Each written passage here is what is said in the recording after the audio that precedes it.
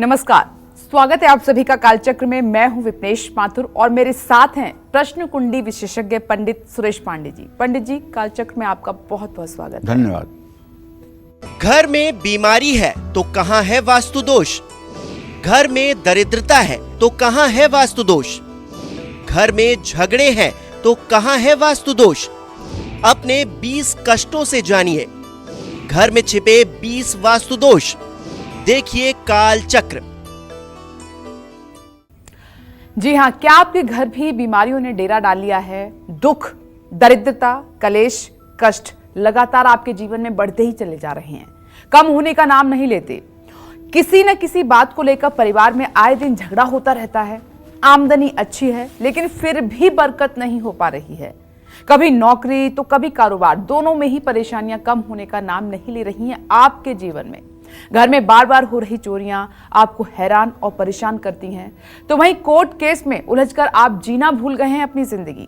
सब कुछ है लेकिन जिंदगी में मानो सुकून गायब हो गया है। अगर आपके साथ भी कुछ ऐसा ही लगातार हो रहा है, रिपीट हो रहा है, बिना देर किए आप अपने घर के वास्तु पर गौर कीजिए आज और ध्यान से देखिए आज का कालचक्र, क्योंकि आज कालचक्र में पंडित जी आपको बताने वाले हैं कि कैसे आप अपने 20 कष्टों से ही अपने घर में छिपे 20 वास्तु दोषों को पहचान कर और उनके खास उपाय करके एक खुशहाल जीवन पा सकते हैं। और आइए आज की अपनी खास चर्चा की शुरुआत करते हैं। तो पहले बात हम करते हैं वो कौन सी दिशा का वास्तु दोष है जो आपके घर में लगातार बीमारियों को बढ़ा रहा है, और इस वास्तु दोष से बचने के लिए आपको कौन से खास उपाय करने होंगे। आइए पंडित जी से सबसे पहले ये जानने की कोशिश करते हैं। तो पंडित जी, सबसे पहले वास्तु दोष के बारे में बात करते हैं। देखो विनेश, पहली बात तो दर्शकों को ये बताना चाहूँगा, वास्तु दोष किसी के मन की कल्पना नहीं है, या वास्तु के उपाय किसी के मन की कल्पना नहीं है, बल्कि वास्तुशास्त्र का जो निर्माण हमारे मनुष्यों ने किया है, ये प्रकृति के अनुरूप व्यवस्था को वास्तु व्यवस्था कहते हैं। जैसे समुद्र का तल नीचा है, उसके जितना पश्चिम और दक्षिण में आप जाएंगे पृथ्वी की ऊंचाई बढ़ती चली जाएगी जी। अगर आप कभी हिल स्टेशन के अलावा आप कभी पश्चिम और दक्षिण के किनारे कहीं गए होंगे तो वहाँ लिखा रहता है समुद्र तल से ऊंचाई, मतलब ये समुद्र तल से कितना ऊंचा है। अगर आप ट्रेनों को भी देखें तो ट्रेनों में दो चीज़ें लिखी होती हैं, अप डाउन। अप लिखा होता है पश्चिम और दक्षिण दिशा की जाने वाली ट्रेनों को, और डाउन लिखा होता है पूर्व और उत्तर दिशा की ओर जाने वाली ट्रेनों को। मतलब इसका सीधा है, अप मतलब ऊपर की तरफ जा रही हैं, डाउन मतलब नीचे की तरफ जा रही हैं। ठीक है जी। तो प्रकृति के इस अनुरूप व्यवस्था के आधार पर ही हमारे मनीषियों ने, हमारे ऋषि मुनियों ने वास्तु व्यवस्था की कि अगर इस तरह की हमारी वास्तु व्यवस्था होगी तो इसका ये परिणाम होगा। और उसके लिए हमारे यहाँ बहुत से, जैसे वास्तुराज वल्लभ है, विश्वकर्मा प्रकाश है, वास्तु रत्नाकर है, वास्तुशास्त्र के अनेकानेक ग्रंथ हैं जो इसी आधार पर व्यवस्थित रूप से लिखे गए हैं जी। तो जैसे पूरे पृथ्वी का वास्तु है वैसे हमारे घर का वास्तु होना चाहिए। परिवार का मुखिया, किसी घर के परिवार का मुखिया या घर का कोई अन्य सदस्य अगर बार बार बहुत बीमार हो रहा है और घर का पैसा अधिकतर दवाइयों में जा रहा है, तो ज़रा आप ध्यान से देखिए, कहीं आपके घर के नैऋत्य कोण यानी पश्चिम दक्षिण के कोने पर कोई नीचा स्थान तो नहीं है। साउथ वेस्ट में कोई नीचा स्थान तो नहीं है। साउथ वेस्ट का कमरा और उसकी फर्श नीची तो नहीं है। कहीं साउथ वेस्ट में कोई गड्ढा तो नहीं है। कहीं साउथ वेस्ट के बाहर की साइड कोई गड्ढा तो नहीं है, कोई तालाब तो नहीं है, कोई नदी तो नहीं बहती है। अगर ऐसा है तो बीमारियां पीछा नहीं छोड़ेंगी। ये बड़ा वास्तु दोष है। अगर दक्षिण और पश्चिम के कोने में कुआं है या बोरिंग है या पानी का कोई अन्य स्रोत है जो जमीन के नीचे है, तो उसे आपको, अगर आप सुखी रहना चाहते हैं तो हमारा विचार है कि उसे आपको बंद करवा देना चाहिए।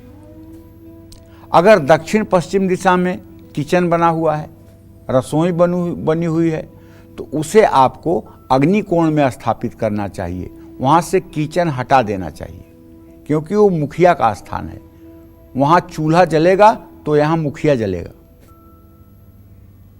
तो मैं ये कहना चाहता हूँ कि अगर इस तरह का वास्तु दोष है तो इससे बचने के लिए 2 उपाय मैं आपको बता रहा हूँ। पहला, दक्षिण पश्चिम दिशा के फर्श पर लकड़ी की टाइल्स लगवाएं। अगर लकड़ी की टाइल्स नहीं लगवा सकते हैं तो ऐसी टाइल्स लगवाइए जिसका लुक लकड़ी की तरह लगता हो। और दूसरी बात, कभी भूल करके भी चमकीले टाइल्स दक्षिण पश्चिम के कोने वाले कमरे में ना लगवाएं। अगर दक्षिण पश्चिम के कमरे में कोई वास्तु दोष नहीं है और सिर्फ आपने सफ़ेद रंग का चमकीला टाइल्स लगवा दिया है तो आप विश्वास करिए वो बेसमेंट का फल देगा, वो कभी अच्छा फल नहीं देगा। अगर ऐसा आप कर चुके हैं तो आपको एक टाइल्स के ऊपर मैट लगवा देनी चाहिए ताकि वो टाइल्स की चमक ना दिखे। एक ऐसी मैटिंग करवा देनी चाहिए जिससे कि आपके टाइल्स की चमक ना दिखे। एकदम आजमाई हुई बात बता रहा हूँ आपको, कोई मनगढ़ंत बात नहीं है। इससे आपको तत्काल राहत मिलेगी। और मंगलवार के दिन साउथ वेस्ट माने दक्षिण पश्चिम के कोने में एक पाइप लेकर के, लोहे की पाइप लेकर के उसको नारंगी रंग से रंग करके, ऑरेंज कलर से रंग करके और उस पर महावीरी झंडा लगा करके उसको वहाँ स्थापित कर दीजिए। इससे वास्तु दोष कम हो जाएगा और इससे काफ़ी कुछ आपको राहत मिलेगी। जय माँ विंध्यवासिनी। चलिए चर्चा को और आगे बढ़ाते हैं। खूब कमाते हैं लेकिन खर्च आपकी आमदनी को हमेशा पार कर जाता है। यानी आमदनी तो आपकी अच्छी है लेकिन बढ़ता खर्च आपको परेशान लगातार कर रहा है। तो इसके लिए घर की किस दिशा का वास्तु दोष जिम्मेदार हो सकता है और इसके बुरे प्रभावों से बचने के लिए कौन से वास्तु उपाय आपको करने हैं, आइए पंडित जी से अब ये जानते हैं। पंडित जी, ये बात सच है, कई घरों में कमाई बहुत अच्छी है और कहते भी हैं कि इनके यहाँ तो पैसे की कमी नहीं है, तो फिर प्रॉब्लम्स क्यों पीछा नहीं छोड़ती? देखो ऐसा है बेटा, जहां तक मेरा अध्ययन है,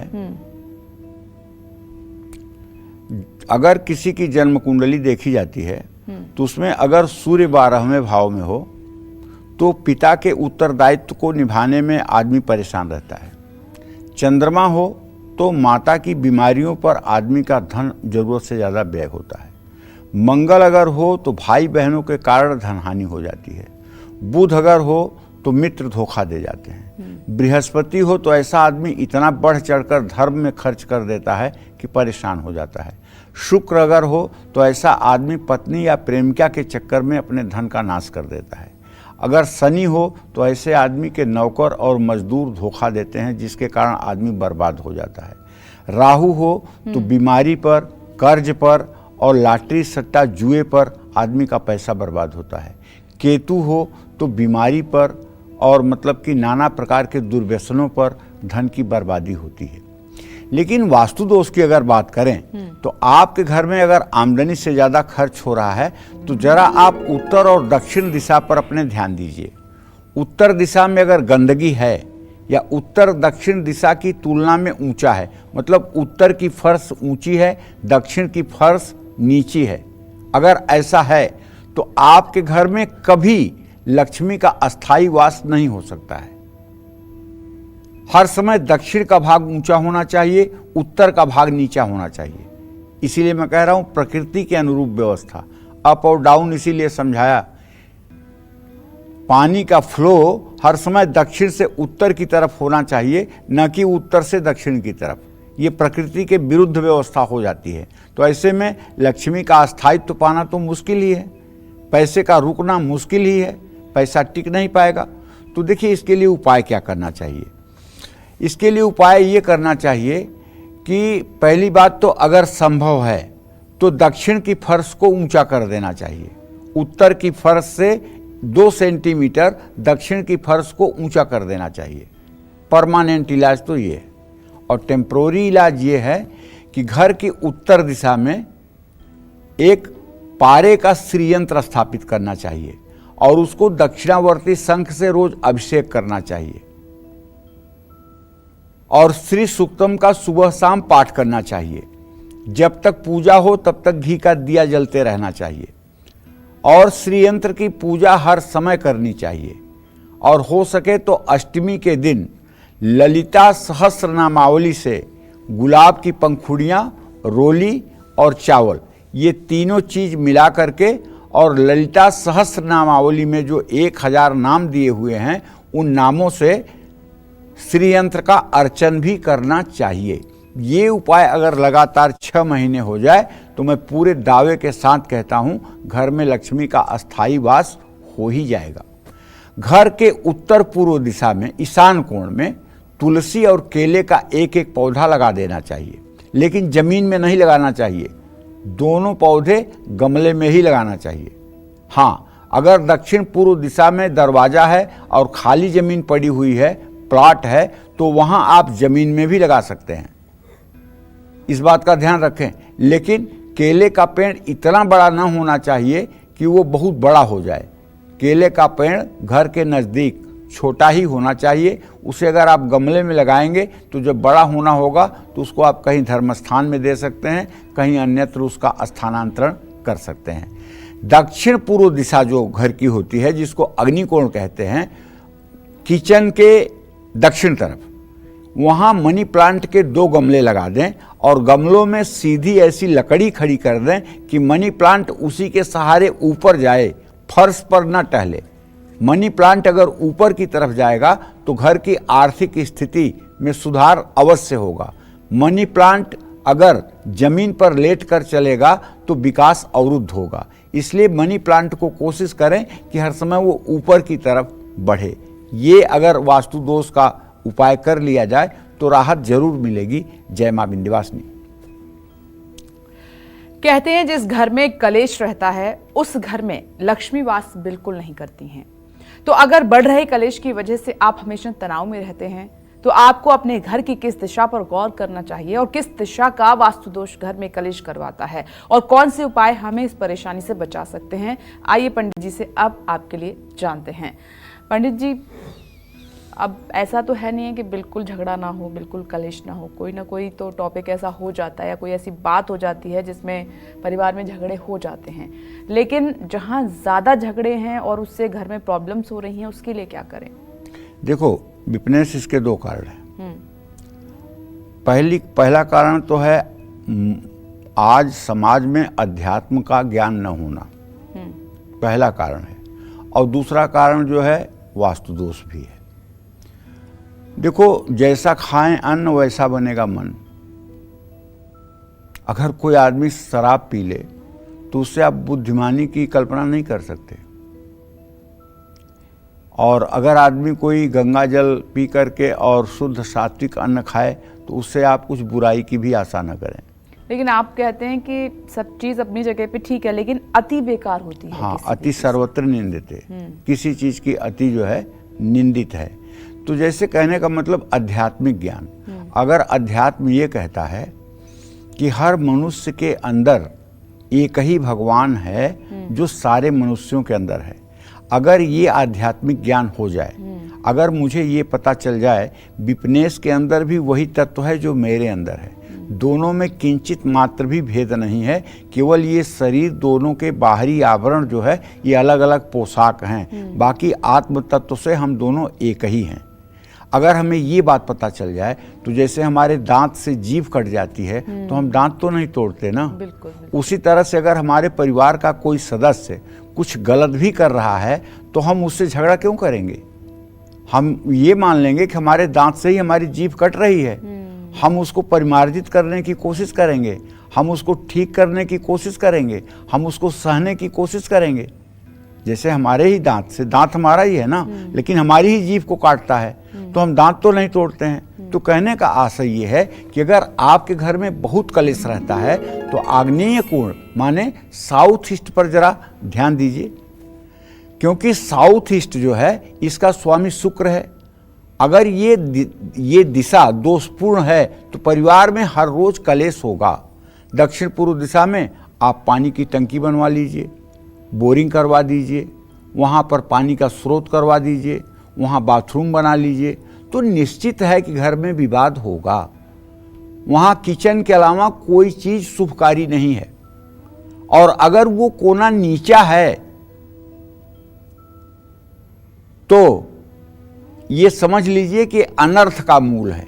दक्षिण पूर्व दिशा में अग्नि और जल का स्रोत दोनों ही पास में है, तो इनको अलग रखना चाहिए। जैसे आपके किचन में सिंक और चूल्हा दोनों, सिंक को ईशान कोण में रखें, चूल्हे को अग्नि कोण में रखें, और दोनों में कम से कम 4 से 5 फीट का डिस्टेंस जरूर होना चाहिए।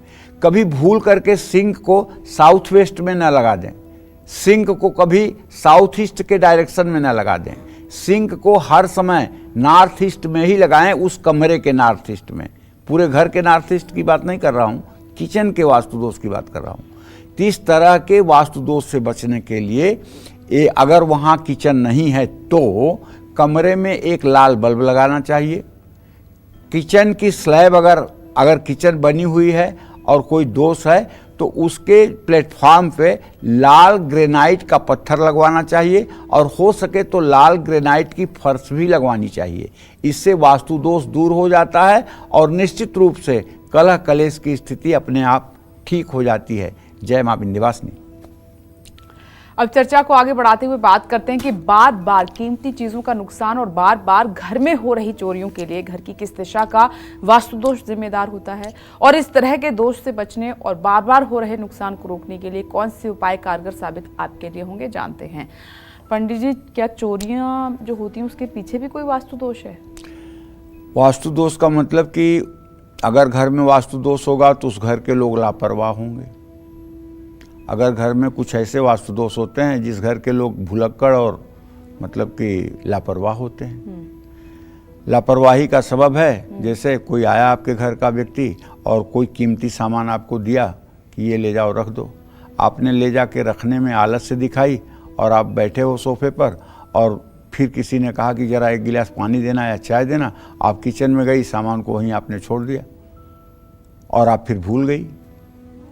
फिर आपको याद नहीं आया कि मुझे कुछ रखना है, कुछ देर बाद आपको याद आया, तब तक पता लगा सामान वहाँ से गायब है। फिर आप पागलों की तरह सर पीटोगे, कहाँ हुआ, किसने लिया। तमाम लोगों के ऊपर आपके शक जाएंगे, तमाम लोगों के ऊपर आपकी दिमाग जाएगा और एक बेचैनी बढ़ेगी। तो अलर्ट न होना भी एक प्रकार से जो है इसका कारण है। तो आपके घर में अक्सर अगर चोरी हो जाती है या कीमती चीज़ों का नुकसान हो जाता है तो इसका कारण घर का दक्षिण पश्चिम कोण हो सकता है, साउथ वेस्ट की कमी हो सकती है। दक्षिण पश्चिम कोण खुला है या नीचा है तो घर में नुकसान और चोरी होती ही रहेगी। अगर साउथ ईस्ट की एंट्री है, अगर आपके घर में साउथ ईस्ट की एंट्री है, तब तो ये निश्चित रूप से धनहानि का एक बहुत बड़ा संकेत है। अगर मजबूरी है कि साउथ डायरेक्शन के घर में रहना आपकी मजबूरी है, तो कम से कम यार कंपास से आप देख लीजिए, साउथ वेस्ट में आपका इंट्रेंस ना हो, उसको साउथ में कर लीजिए, साउथ ईस्ट में कर लीजिए, लेकिन साउथ वेस्ट का अगर डायरेक्शन है आपके इंट्रेंस गेट का, तो ऐसे वास्तु को त्याग दीजिए। उसमें कभी आप सुकून से नहीं रह पाएंगे, या वो रास्ता बंद कर दीजिए। और दक्षिण पश्चिम के कोने में एक राहु का यंत्र स्थापित कर दीजिए। इस दोष से बचने के लिए घर में भूरे रंग का एक कुत्ता भी आप पाल सकते हैं और काले रंग के 2 कुत्ते भी पाल सकते हैं। इससे भी आपको राहत मिलेगी। जय मां विंध्यवासिनी। और बहुत सारे उपायों के बाद भी अगर आप संतान के सुख से वंचित हैं या संतान सुख मिल ही नहीं रहा है या मिल गया है लेकिन उसकी सेहत हमेशा खराब रहती है, आपको अपने घर की किस दिशा पर गौर करना चाहिए, किस दिशा का वास्तु दोष संतान सुख से दूर रखता है और कौन से उपाय करके आप इस वास्तु दोष से मुक्ति पा सकते हैं, पंडित जी से अब ये जानते हैं। पंडित जी बताएं। देखो, संतान सुख तो पूर्व जन्म के प्रारब्धों के अनुसार होता है, ऐसा हमारा ज्योतिष शास्त्र मानता है। और संतान सुख में बाधक 16 प्रकार के दोष होते हैं। अगर पति पत्नी में कोई शारीरिक कमी नहीं है, इसके बावजूद भी संतान सुख की प्राप्ति नहीं हो पा रही है, और संतान सुख माने बच्चा पैदा तो हो रहा है लेकिन आए दिन वो बीमार रहता है, हर समय उसको लेकर के मन में चिंता बनी रहती है और उसे लेकर के हॉस्पिटल के चक्कर लगाने पड़ते हैं, तो आप जरा सा अपने घर का पूरब दिशा पर ध्यान दीजिए। पूरब दिशा अगर किसी प्रकार के दोष से युक्त है तो संतान सुख में रुकावट बनती है। अब पूरब दिशा का क्या आप ध्यान देंगे? पूरब दिशा में पहला ध्यान देना है, कहीं वहाँ आपने कूड़ेदान तो नहीं रखा है, कहीं उस डायरेक्शन में आपके गंदगी तो नहीं है, कहीं उस डायरेक्शन में आपने खिड़की तो बंद नहीं की है, क्योंकि पूरब दिशा जो है सूर्योदय की दिशा है और वहाँ खिड़की जरूर होनी चाहिए। दरवाज़ा अगर है तो बहुत अच्छी बात है, नहीं तो खिड़की और रोशनदान जरूर होना चाहिए ताकि सूर्योदय की किरणें घर में आ सकें और उस कमरे में अंधेरा न रखें। पूरब दिशा कभी भी आपके घर की दक्षिण या पश्चिम दिशा से ऊंची नहीं होनी चाहिए और पूरब दिशा में सीढ़ियां भी नहीं होनी चाहिए। अगर पूरब दिशा में सीढ़ियां बनेंगी और ख़ास करके लेफ्ट टर्न अगर सीढ़ियां बन गई, वामावर्ती सीढ़ियां बन गई, माने सीढ़ी पे चढ़ते समय आप बाएं हाथ मुड़ रहे हैं, तो पक्का ये वास्तु दोष है, इसमें संतान हानि होती है। पूरब दिशा के दोष को दूर करने के लिए गोपाल यंत्र पूजा स्थान में स्थापित करना चाहिए और पूरब दिशा की दीवार पर 7 फीट की ऊंचाई पर एक घड़ी लगानी चाहिए। 5 फीट की ऊंचाई पर बड़ा सा आईना लगाना चाहिए। पूरब के कमरे में एकदम सफ़ेद चमकीला टाइल्स लगाना चाहिए। इससे राहत मिलती है। जय मां विंध्यवासिनी। और जब भी आप पूजा पाठ करने बैठते हैं, क्या आपका मन भटकने लगता है? दान पुण्य की जब भी आप बात करते हैं या आपके सामने होती हैं, तो क्या आप हमेशा उनको अनदेखा कर देते हैं, अनसुना करने लगते हैं? मन आपका शांत रहता है, सब कुछ है, लेकिन आपकी ज़िंदगी में सुकून नहीं है। ऐसे में इन सभी परेशानियों के लिए घर की किस दिशा का वास्तु दोष जिम्मेदार है और इस तरह के दोषों से मुक्ति पाने के लिए कौन से उपाय आपको करने होंगे, ये रामबाण साबित हो सकते हैं आपके लिए। पंडित जी बताइए। देखिए, परिवार में किसी का भी मन अगर पूजा पाठ और दान पुण्य में नहीं लगता है, मन हमेशा अशांत रहता है, एकाग्रता की कमी है, तो अपने घर की उत्तर पूर्व दिशा पर जरूर ध्यान दीजिए। घर की उत्तर पूर्व दिशा जितनी ज़्यादा दोषपूर्ण होगी, मन और मस्तिष्क पर उसका उतना ही बुरा और गहरा प्रभाव पड़ेगा। अब उत्तर पूर्व दिशा में क्या होगा? जैसे उत्तर पूर्व दिशा में टॉयलेट है, तो आप मानो ना, साक्षात भगवान आकर के आपके घर में अगर सुख देना चाहें तो मैं दावे के साथ कह सकता हूं तब भी सुखी आप नहीं हो सकते, या कोई सुखी नहीं हो सकता। अगर गंदगी है पूरब दिशा में, उत्तर पूरब दिशा में कूड़ा घर का इकट्ठा किया जाता है, कूड़ेदान वहां रखा हुआ है, सीढ़ी वहां पर है, टॉयलेट बना हुआ है वहां पे, तो आप समझ लीजिए कि घर के लोग चाहे जितना भगीरथ प्रयास करें, लेकिन परिस्थितियां कभी अच्छी नहीं हो सकती। अगर पूजा घर भी आपने बना लिया है मान लीजिए, और टॉयलेट भी नहीं है, लेकिन उसमें आपने 2 छत्ती बना दी है, वहां आपने अलमीरा रख दिया है, वहां आपने घर में सामान ठूस ठूस करके स्टोर रूम बना दिया है, तब भी उसका बुरा असर होगा। वहां ऐसे लोग शयन करते हैं जो सांसारिक भोगों में रत हैं, तब भी वास्तु दोष लगेगा। उस कमरे में 14 साल के नीचे के उम्र के बच्चे शयन कर सकते हैं या 70 साल के उम्र से बड़े बुजुर्ग सो सकते हैं, लेकिन पूजा का जो मंदिर है उससे ज़्यादा बेड की ऊंचाई नहीं होनी चाहिए। ये बात भी गौर करने की है। और रात में जब सोएं तो मंदिर के सामने पर्दा लगा दें, ये भी ध्यान देने योग्य बात है। और हमेशा उत्तर पूर्व दिशा की ओर मुंह करके पूजा पाठ करें, ध्यान योग या प्राणायाम करें। और इस दोष से बचने के लिए घर में उत्तर पूर्व दिशा में लकड़ी का मंदिर रखें। 8 अंगुल से ऊपर की कोई भी मूर्ति घर में ना रखें। पंचमुखी हनुमान का चित्र दक्षिण दिशा की ओर मुंह करके लगाएं, साउथ फेसिंग। इससे आपका वास्तु दोष दूर होगा। जय मां विंध्यवासिनी।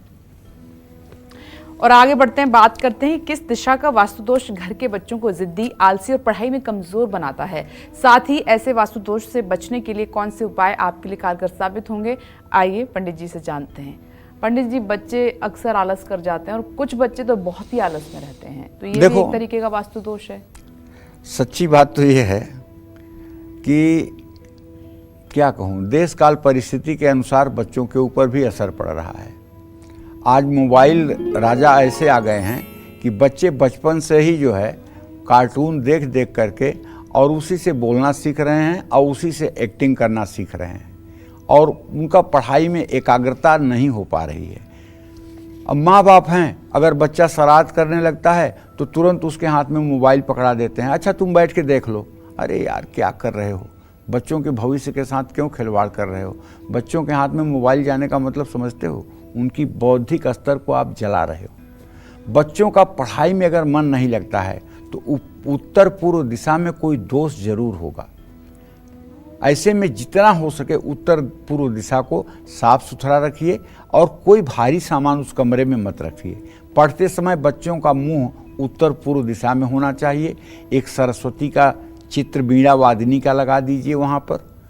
हो सके तो एक तांबे के प्लेट में एक कछुआ, चाहे वो क्रिस्टल का कछुआ हो, चाहे वो स्फटिक का हो, चाहे वो कछुआ तांबे का हो, पानी भर करके उसमें रख दीजिए।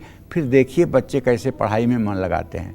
और तांबे की गहरी प्लेट में कछुए की मूर्ति रखकर पानी भर दीजिए। इससे फिर देखिए कैसे आपको राहत मिलती है। जय मां विंध्यवासिनी। कैसे आप अपने 20 कष्टों से अपने घर में छिपे 20 वास्तु दोषों को पहचान सकते हैं और समय रहते खास उपाय करके अपने जीवन से दुख, दरिद्रता, कलेश और तमाम कष्टों से मुक्ति पा सकते हैं। यही आज कालचक्र में पंडित जी आपको बता रहे हैं विस्तार से। तो चलिए अपनी आज की महत्वपूर्ण चर्चा को और आगे बढ़ाते हुए, बिना किसी कारण अगर आपके पड़ोसियों से आपके रिश्ते बिगड़ते जा रहे हैं तो इसके लिए कौन सा वास्तु दोष जिम्मेदार हो सकता है और ऐसे वास्तु दोष से बचने के लिए कौन से उपाय आपके लिए फायदेमंद साबित हो सकते हैं, आइए पंडित जी से जान लेते हैं। पंडित जी, ये तो आम बात है, पड़ोसियों से झगड़ा होना, कहासुनी होना, तो क्या इसके पीछे भी घर का वास्तु दोष जिम्मेदार रहता है? देखिए, आप जहां भी रहते हैं वहां आपका अपने पड़ोसियों से अगर हर समय झगड़ा होता रहता है तो अपने घर के उत्तर पश्चिम दिशा पर आप ध्यान दीजिए। उत्तर पश्चिम दिशा को रुदन कोण कहते हैं। क्या कहते हैं? रुदन कोण, कोप स्थान। अगर आप उत्तर पश्चिम दिशा में निवास करते हैं, उस बेडरूम में आप रहते हैं और वो उत्तर पश्चिम दिशा से हमेशा दक्षिण पश्चिम दिशा से उत्तर पश्चिम दिशा 1 सेंटीमीटर नीची होनी चाहिए, वरना वास्तु दोष हो जाएगा। और घर का मुखिया अगर इस कमरे में सोएगा तो पड़ोसी क्या, पूरी दुनिया से उसकी दुश्मनी होगी। तो ऐसे में अगर मजबूरी है कि उस कमरे में रहना ही है तो जो उस कमरे में निवास करे उसे अव्वल तो चाहिए कि पंचमुखी रुद्राक्ष धारण करे। अगर हो सके तो पूरे पंचमुखी रुद्राक्ष की माला धारण करे और उत्तर पश्चिम के कोण में पश्चिम की दीवार पर एक रुद्राक्ष की माला टांग दे। इससे समस्या का समाधान हो सकता है। और इस दोष से बचने के लिए शनिवार की शाम पीपल के नीचे काली मिर्च और घी से ओम शत्रुघ्न स्वाहा बोलते हुए 20 आहुति हवन भी करे। निश्चित रूप से इससे आपके दूसरों से संबंध अच्छे हो जाएंगे, इसमें कोई दो राय नहीं है। जय मां विंध्यवासिनी। और कौन सा वास्तु दोष होने पर आपको घर में काम करने वालों का सुख कभी नहीं मिलेगा? साथ ही ऐसे वास्तु दोष से बचने के लिए कौन से उपाय चमत्कारी साबित होंगे, आइए अब ये जानते हैं पंडित जी से। पंडित जी बताएं। देखिए, ज्योतिष के हिसाब से अगर देखा जाए तो ज्योतिष में कहते हैं कि काम करने वाले आपके सहयोगी या आपके अधीनस्थ काम करने वाले आपके कर्मचारी या आपके नौकर आपको तभी सुख देंगे जब आपकी किस्मत में सुख लिखा होगा। कुछ लोगों को तो मैं ऐसे जानता हूं जहां नौकर मालिक की तरह हुकूमत करते हैं, मालिक नौकर की तरह हो जाते हैं। और ऐसा नहीं कि एक नौकर जो आता है वही उसी ढर्रे पे ढर जाता है। तो आप अपने घर में काम करने वालों के कारण और उनके व्यवहार के कारण परेशान हैं तो अपने घर की पश्चिम दिशा पर ध्यान दीजिए। आपके घर की पश्चिम दिशा पूरब की तुलना में अगर नीची है तो ऐसे में नौकरों से आपको कष्ट मिलेगा और आपके नौकर कभी विश्वसनीय नहीं हो सकते। ऐसे में घर की पश्चिम दिशा में एक आपको शनि यंत्र लगाना चाहिए और इस दोष से बचने के लिए घर की पश्चिम दिशा में शमी का एक पौधा गमले में लगाना चाहिए और हर शनिवार के दिन उसमें जल और सरसों के तेल का दिया, ये 2 काम जरूर करना चाहिए। और अगर हो सके तो पश्चिम दिशा की फर्श चमकीली नहीं होनी चाहिए, इस बात का भी ध्यान दीजिएगा। अगर हो सके तो पश्चिम दिशा की फर्श को भी आप लकड़ी के आकार की जो टाइल्स आती है मार्केट में, जो लकड़ी दूर से देखने में ऐसा लगता है कि लकड़ी का फ्लोर है, तो लकड़ी की ऐसी जो टाइल्स होती है उसको आप लगवा सकते हैं। लेकिन अगर चमकीली टाइल्स आपने लगवा ली है तो आप उस पर मैटिंग करवा दीजिए, पूरा उस पर कारपेट लगवा दीजिए, ताकि वो टाइल्स दिखे ना, इससे भी वो वास्तु दोष रुकेगा। जय मां विंध्यवासिनी।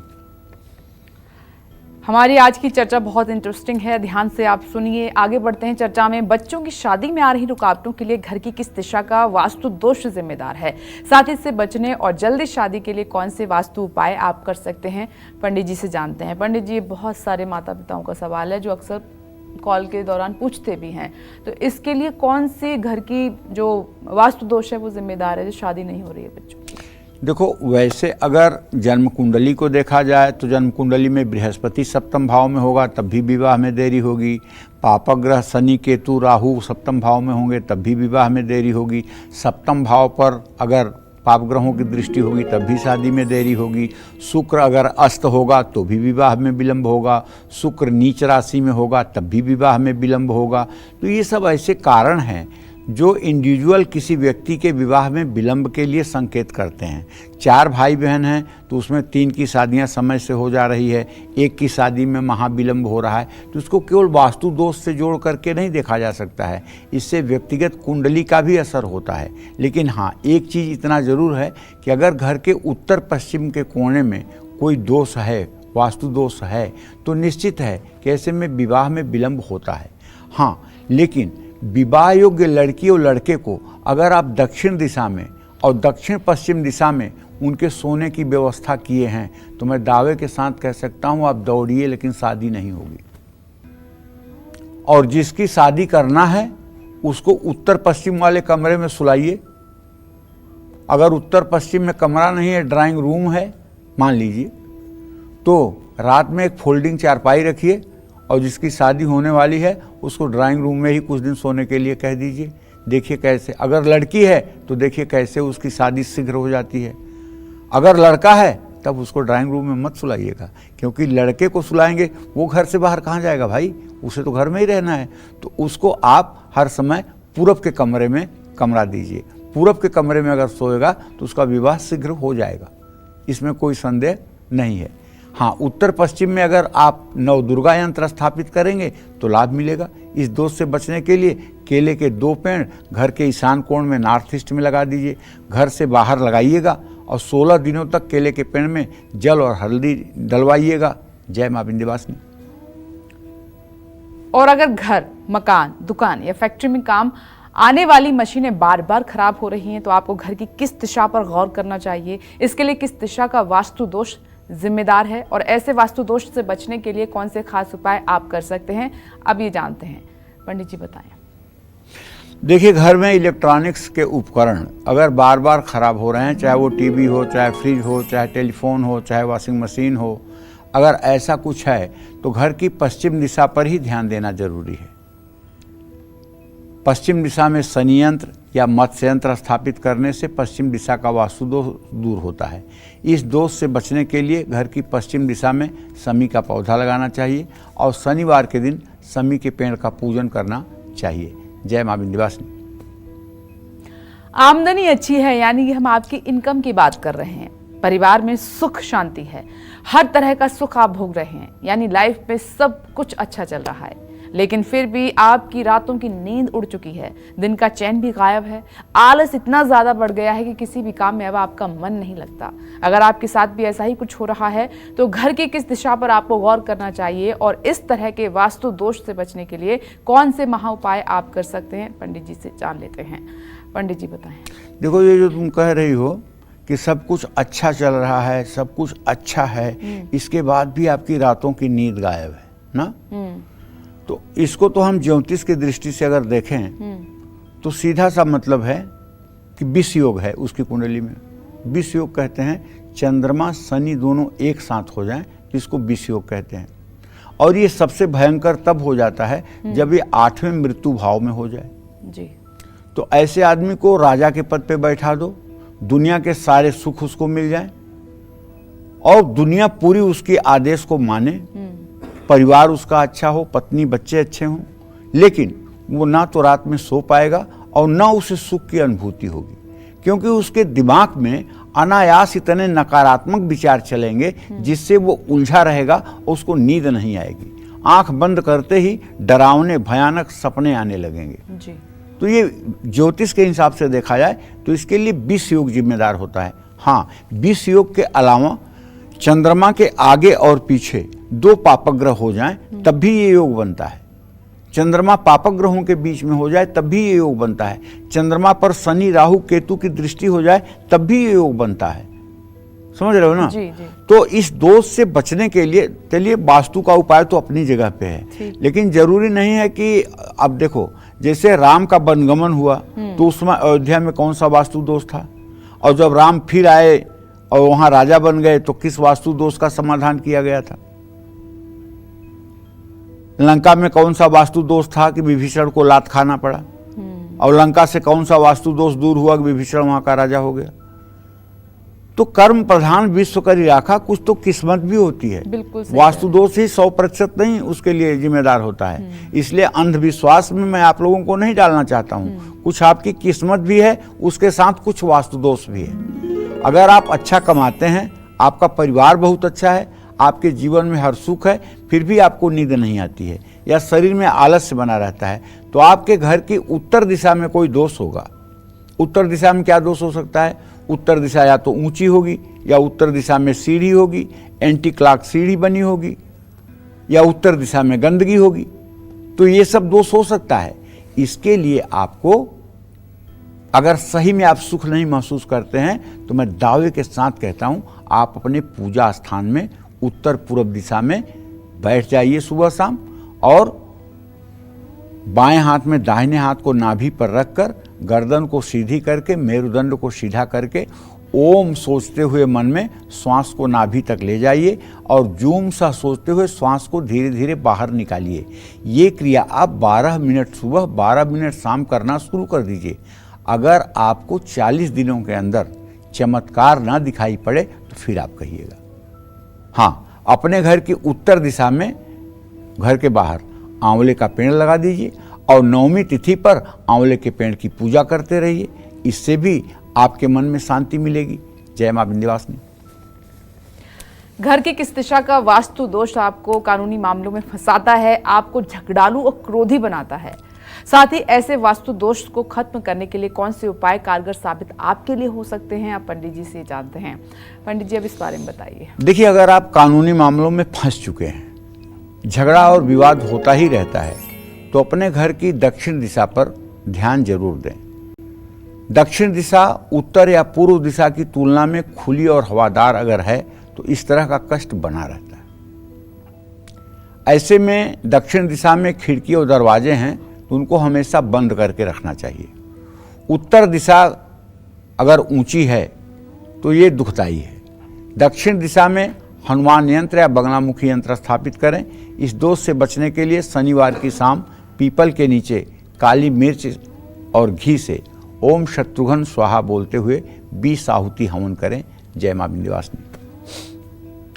घर में एक स्थान ऐसा भी होता है जहां सामान रखने से घर में नेगेटिविटी लगातार बढ़ने लगती है, परिवार से खुशियां कोसों दूर चली जाती हैं। कौन से हैं वो स्थान और उस स्थान के वास्तु दोष से बचने के लिए क्या करना है, आपको जानते हैं। तो पंडित जी, घर में वो कौन कौन से कोने हैं, वो कौन कौन सी दिशाएं हैं जहां हमें गौर करने की ज़रूरत है? देखो, ऐसा है, आपको अपने घर में हमेशा अगर निगेटिविटी महसूस होती है, नकारात्मक ऊर्जा महसूस होती है, ऐसा लगता है कि आपके परिवार को किसी की बुरी नज़र लगी है, तो अपने घर का ब्रह्मस्थान देखिए। ब्रह्मस्थान कौन सा होता है? वो ब्रह्मस्थान होता है जो घर का एकदम मध्य केंद्र बिंदु होता है। चाहे आयताकार घर हो, चाहे वर्गाकार घर हो, उसको ऐसे नापिए कि वो घर का ठीक एकदम केंद्र बिंदु बने, और उस केंद्र बिंदु से जितना पूरब हो उतना पश्चिम हो, जितना उत्तर हो उतना दक्षिण हो, तब वो केंद्र बिंदु माना जाएगा। उस केंद्र बिंदु में अगर कोई भी सामान होगा या उसके ऊपर बीम होगा या वहाँ से सीढ़ियाँ शुरू हो रही होंगी या वहाँ कोई भारी सामान रखा होगा तो दिमाग पर बोझ हर समय बना रहेगा और ये भारी वास्तु दोष है। हमारे शास्त्रों में तो यहाँ तक कहते हैं कि ब्रह्म स्थान पर कभी भूलकर जूता चप्पल पहन करके भी नहीं जाना चाहिए और ब्रह्म स्थान पर एक अगर कागज का टुकड़ा भी गिरा हुआ है तो वो भी दोष करता है। ब्रह्म स्थान को हर समय साफ सुथरा और पवित्र रखना चाहिए।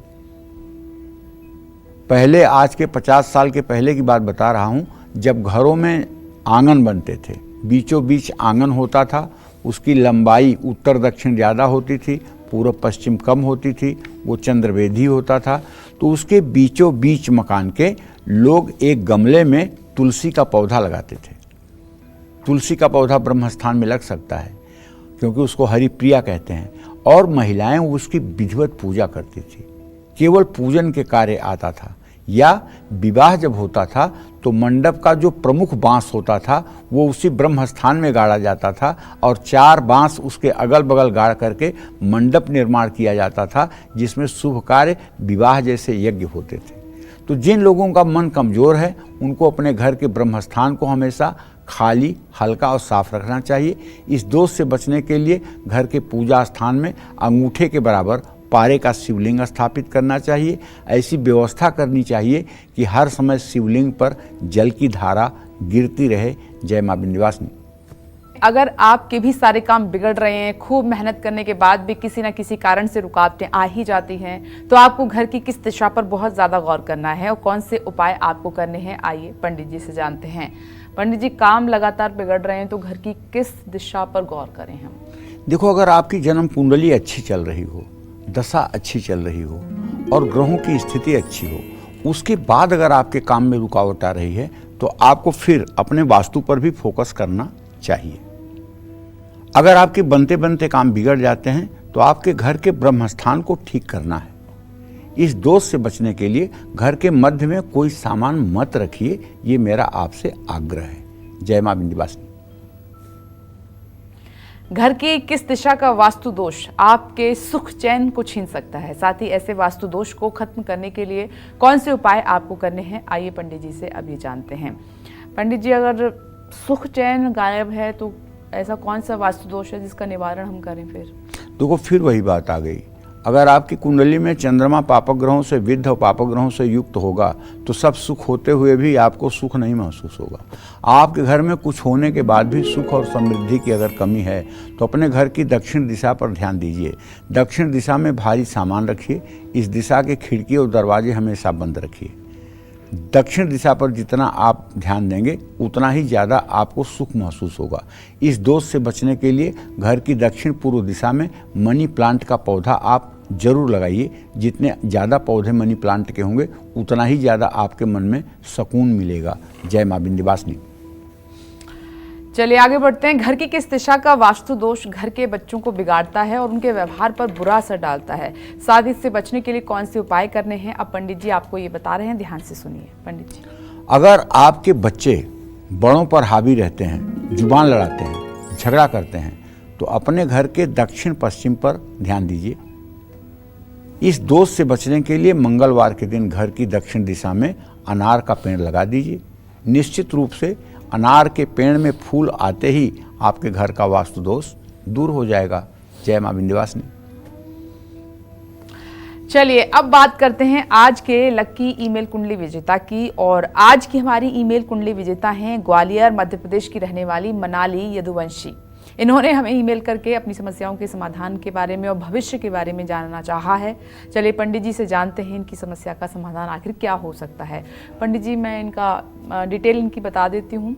मनाली यदुवंशी का नाम है, डेट ऑफ बर्थ है 4/3/1991, समय है 11:20 रात का और प्लेस है बागपत उत्तर प्रदेश। सवाल इनके हैं 3। एक बार शादी होकर तलाक हो चुका है, दोबारा शादी का कब योग बनेगा? क्या ये मांगलिक है, ये भी पूछ रही हैं। दूसरा सवाल है, अभी हेल्थ सेक्टर में जॉब करती हैं, क्या सरकारी नौकरी का योग इनके लिए है या नहीं है? तीसरा सवाल इनका ये है कि घर में बीमारी का वास है, आए दिन अप्रिय घटनाएं होती रहती हैं, इसके लिए क्या उपाय करें? पहली बात तो ये कहना चाहूँगा कि मनाली, आपका जन्म जो है तुला लग्न और तुला राशि में हुआ है। आपके जन्म लग्न का स्वामी शुक्र भले ही उच्च राशि में है, लेकिन वो छठे स्थान में रोग शत्रु के स्थान में है। और आपके पति भाव का स्वामी मंगल मृत्यु स्थान में मांगलिक होकर के मंगल बैठा हुआ है। आप मांगलिक हो और तगड़ी वाली मांगलिक हो। और आपके विवाह टूटने का सिर्फ और सिर्फ कारण था कि मंगल और शुक्र का छठे और आठवें होना। जहां तक दूसरे विवाह का प्रश्न है, तो अभी दूसरे विवाह का तात्कालिक संयोग बनता हुआ नहीं दिख रहा है। ये विवाह होने में 1 से 1.5 वर्ष की देरी लग सकती है। जहां तक आपने नौकरी की बात पूछी है, तो उसके बारे में भी आपको बताना चाहूँगा कि देखिए, आपके 10वें भाव का स्वामी चंद्रमा है और आपके 3य भाव का स्वामी बृहस्पति है। चंद्रमा और बृहस्पति दोनों केंद्रस्थ हैं, लेकिन केतु के साथ गुरु है। गुरु जबकि उच्च राशि में है। सरकारी सेक्टर में नौकरी लगने का बहुत आंशिक योग है, कोई खास योग नहीं है। प्राइवेट सेक्टर में ही आपकी उन्नति संभव है। घर में जहाँ तक बीमारी की बात है, तो तुम्हारे सुख स्थान में शनि और राहु है। तुम्हारे घर में भयंकर वास्तु दोष है, और ये वास्तु दोष खास करके तुम्हारे घर के उत्तर दिशा में है। उत्तर दिशा का वास्तु दोष घर में आए दिन लोगों को बीमारियां दे रहा है। अपने घर का वास्तु दोष आपको ठीक कराना चाहिए, जिससे घर में बीमारी का माहौल बना हुआ है। और घर के लोगों को चाहिए कि साल में 2 बार, एक बार फागुन की शिवरात्रि पर और एक बार सावन की शिवरात्रि पर घर में मिट्टी का शिवलिंग बना करके और उनका रुद्राभिषेक करें। रुद्राभिषेक करते समय जल या गंगा जल में कुशा डाल करके और उस जल से अभिषेक करें, तो परिवार में कोई व्यक्ति बीमार नहीं रहेगा। आप ये उपाय आजमा के देखिए। साल में 2 बार घर में रुद्राभिषेक करिए। परिवार के सभी सदस्य उपस्थित रहें, रुद्राभिषेक में सभी लोग सम्मिलित हों। निश्चित रूप से ये उपाय जिस दिन आप शुरू कर देंगे, उसके बाद से बीमारियां अपने आप छूमंतर हो जाएंगी। जय मां विंध्यवासिनी। अब चर्चा को हम आगे बढ़ाते हैं। अगर आपके घर में दुर्घटनाएं लगातार बढ़ने लगी हैं या हमेशा घर में किसी न किसी को चोट लगती रहती है, तो इसके लिए आपके घर की किस दिशा का वास्तु दोष जिम्मेदार है, आइए पंडित जी से जानते हैं। पंडित जी बताएं। देखिए, आपके घर में आग लगने या सर्किट जैसी घटनाएं बार बार हो रही हैं, तो अपने घर के आग्नेय कोण पर ध्यान दीजिए।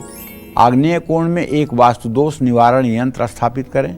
मंगलवार के दिन गेहूं और गुड़ धर्मस्थान में दान करें, इससे लाभ मिलेगा। जय मां विंध्यवासिनी। और घर के किस दिशा का वास्तु दोष परिवार के सदस्यों की अकाल मृत्यु का कारण बन सकता है, और इस वास्तु दोष से बचने के लिए हमें कौन से उपाय करने चाहिए, पंडित जी बता रहे हैं। पंडित जी, आपके परिवार में कम आयु में ही अगर कई लोगों के जीवन पर संकट आया है और मृत्यु हुई है, तो अपने घर की पूरब दिशा पर ध्यान देना बहुत जरूरी है। पूरब दिशा में बाथरूम, स्टोर रूम या गंदगी होगा तो ऐसा हो सकता है। और इसके अलावा एक बहुत बड़ा और कारण है, वो भी मैं आपको बता रहा हूँ। वो कारण है कि अगर आपके घर के वायव्य कोण में, माने नॉर्थ वेस्ट में, कोई आपने मंदिर बनवाया है, आपने किसी देवता की स्थापना कराई है, आपने किसी देवता की प्राण प्रतिष्ठा कराई है, तो निश्चित है कि ऐसे घर में सबसे प्रमुख सदस्य जो होगा ना, उसकी अकाल मृत्यु होगी। क्योंकि वायव्य कोण जो है ये रुदन कोण कहलाता है, और रुदन कोण में जब देवता स्थापित हो जाते हैं तो देवता भी रोते हैं और हर समय वो दुखी और त्रस्त रहते हैं। इसलिए कोई भी प्राण प्रतिष्ठा कराने के पहले किसी वास्तु एक्सपर्ट से राय लेकर के ही मंदिर का निर्माण करवाना चाहिए। हाँ, पूजा स्थान भी आपको नॉर्थ वेस्ट में नहीं रखना चाहिए। भले आप पूजा ना करें, वो तो हो सकता है, लेकिन नॉर्थ वेस्ट के डायरेक्शन में मंदिर रख करके अगर आप पूजा करेंगे तो निश्चित रूप से ये अनर्थ को निमंत्रण है। तो सूर्य यंत्र स्थापित पूर्व दिशा में आप कर सकते हैं। और इस दोष से बचने के लिए सावन के महीने में महामृत्युंजय यज्ञ 1,40,000 मंत्र जप अपने घर में करवाएं। इससे क्या होगा कि मंत्रों के उच्चारण से घर की नेगेटिविटी दूर होगी और आप सभी का कल्याण होगा। जय मां विंध्यवासिनी। और इस बीच एक दर्शक इस वक्त हमारे साथ मौजूद हैं जो पंडित जी से बातचीत करना चाहते हैं। राजू जी, स्वागत है आपका कालचक्र में। कहां से बात कर रहे हैं और फिर अपना सवाल पंडित जी से कीजिए। मैं पिहानी से बात कर रहा हूँ, पिहानी हरदोई से, और मेरा डेट ऑफ बर्थ 1/8/1973 है और जन्म का स्थान है पिहानी, सुबह टाइम है। मैं बहुत परेशान रहता हूँ, मेरा परिवार में दुखी रहता है। मेरे लड़के 2 हैं, एक लड़की है, मेरी पत्नी छोड़ दी है और इसका कारण सही बताइए पंडित जी। मैं बहुत परेशान रहता हूँ। मेरे नौकरी से बैंक ऑफ इंडिया में प्राइवेट था जॉब, वो भी छूट गया है। मैं बहुत परेशान रहता हूँ इस समस्या से। देखिए, आपके प्रश्न के हिसाब से जो मुझे दिखाई दे रहा है, चंद्रमा और बृहस्पति दोनों का सदाष्टक योग है। अभी तक आपका भाग्योदय ही नहीं हुआ है। अभी तक जीवन में सिर्फ और सिर्फ आपने संघर्ष झेले हैं और अभी आपके जीवन में कोई मुकाम ही आपको हासिल नहीं हुआ है। आपका भाग्य शनि है जो चंद्रमा पर पूरी दृष्टि दे रहा है और धन भाव का स्वामी आपके चंद्रमा वृश्चिक राशि में, नीच राशि में, शत्रु स्थान में है। बैंक बैलेंस होने की तो कभी बात ही नहीं रही। देखिए, सही बात यह है कि आप अगर नित्य 40 दिनों तक लगातार शिव मंदिर जा कर के जल, दूध, बेलपत्र चढ़ाएं और एक घी का दिया जलाएं और शिव मंदिर में ही बैठ करके 40 मिनट नमः शिवाय का जप करें, तो मुझे विश्वास है 40 दिनों के अंदर ही आपको रोजगार के अवसर मिलेंगे और आप अपने जिम्मेदारियों का निर्वहन कर पाएंगे। आप भगवान शिव को कसकर पकड़ लीजिए, भगवान शिव की आराधना में एकदम रम जाइए और अपने पूरे जीवन को भगवान शिव को समर्पित कर दीजिए। फिर उसके बाद आपको चमत्कार देखने को मिलेगा। आशुतोष तुम औढ़र नानी, आरत हरहु दीन जन जानी। भगवान शिव की कृपा होते ही आपका सारा दुर्भाग्य सौभाग्य में परिवर्तित हो जाएगा। लेकिन अगर आप सोचें कि हाथ पर हाथ रखकर बैठे रहेंगे और केवल किस्मत का रोना रोएंगे तो कुछ नहीं होगा। कर्म प्रधान विश्व करी राखा, जो जस करिए सो तस फल चाखा। कुछ तो श्रेष्ठ कर्म करना पड़ेगा। पूर्व जन्म का प्रारब्ध अच्छा नहीं है तो इस जन्म में कुछ अच्छे प्रारब्ध तो बनाने पड़ेंगे। जय मां विंध्यवासिनी। क्या आपको अच्छे किराएदार नहीं मिलते हैं या किराएदारों से हमेशा आपका झगड़ा होता रहता है, तो इसके लिए आपके घर की किस दिशा का वास्तु दोष जिम्मेदार है? आइए पंडित जी से अब ये समझने की कोशिश करते हैं। पंडित जी, ये बड़ा रोचक सवाल है, क्या किराएदारों से भी झगड़ा वास्तु दोष के हिसाब से होता रहता है? हाँ, इसमें कोई दो राय नहीं है। अगर आपके घर में वास्तु दोष है तो जो भी किराएदार आएगा, सभी किराएदार तो बुरे नहीं होते हैं ना, लेकिन आपकी अनबन सबसे रहेगी। और उसका कारण क्या है? वास्तु दोष का प्रभाव आपके मस्तिष्क पर पड़ रहा है और आप ऐसा व्यवहार करेंगे कि हर किराएदार से अनबन होगी। तो इस पर आपको अपने घर की दक्षिण पूर्व दिशा पर ध्यान देना है। दक्षिण पूर्व दिशा का मतलब कि दक्षिण पूर्व दिशा में अगर जल का स्रोत होगा, जल का कोई संस्थान होगा, जब पानी की बोरिंग होगी, पानी की टंकी होगी या ग्राउंड वाटर टैंक होगा, तो निश्चित रूप से ये दोष होगा जो या तो किराएदारों से झगड़ा करवाएगा या परिवार में ही कलह करवाएगा। तो भाई, इसके लिए आपको एक शुक्र यंत्र इसी दिशा में स्थापित करना चाहिए और घर की छत पर एक महावीर झंडा जरूर लगा देना चाहिए। जय मां विंध्यवासिनी। देखिए पंडित जी ने आपको वास्तु दोष से जुड़ी हुई बहुत ही आज सटीक और कई ऐसी जानकारियां बताई हैं जिस पर आपको गौर करना होगा, और आज पंडित जी को सुनने के बाद आप ज़रूर गौर करेंगे आप अपनी घर की दिशाओं पर। तो पंडित जी, बहुत बहुत धन्यवाद आपका। धन्यवाद। इसी के साथ उम्मीद करते हैं कि आज का विषय हमारा आपको बहुत पसंद आया होगा। कल फिर एक नए विषय और आपकी परेशानियों को दूर करने के लिए ढेरों उपाय लेकर आएंगे हम पंडित सुरेश पांडे जी के साथ। तब तक के लिए कालचक्र की टीम को दीजिए इजाजत और देश और दुनिया की खबरों के लिए आप देखते रहिए News 24। नमस्कार।